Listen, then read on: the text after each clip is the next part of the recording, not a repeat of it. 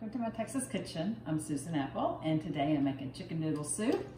And I'm finishing chopping up the vegetables. It's gonna have some carrots and celery and corn off the cob. And I've already poached my chicken, and it's already sliced and cooled. And I made some homemade chicken stock. That's what makes it really good. So, I have my little mandolin that I really like because we have these really small slices. Okay, so we're gonna start.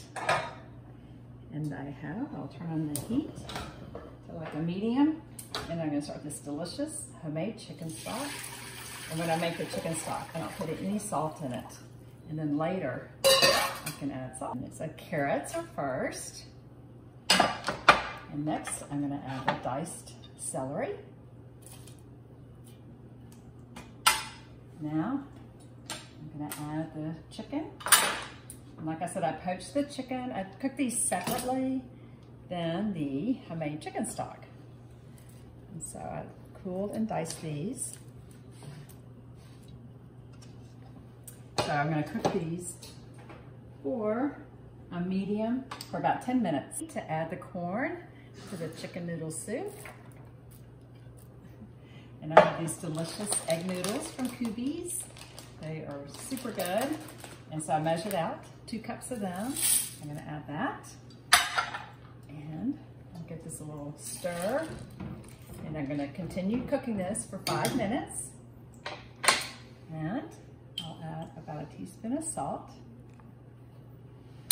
And some freshly ground pepper.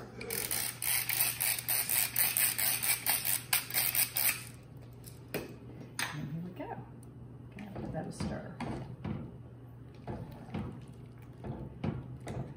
I like these little cups, and I like these bowls if we're serving this just as a main entree. And so I'm gonna scoop up some. Does it look good? That delicious homemade chicken stock and all those fresh vegetables are cut up and ready to go.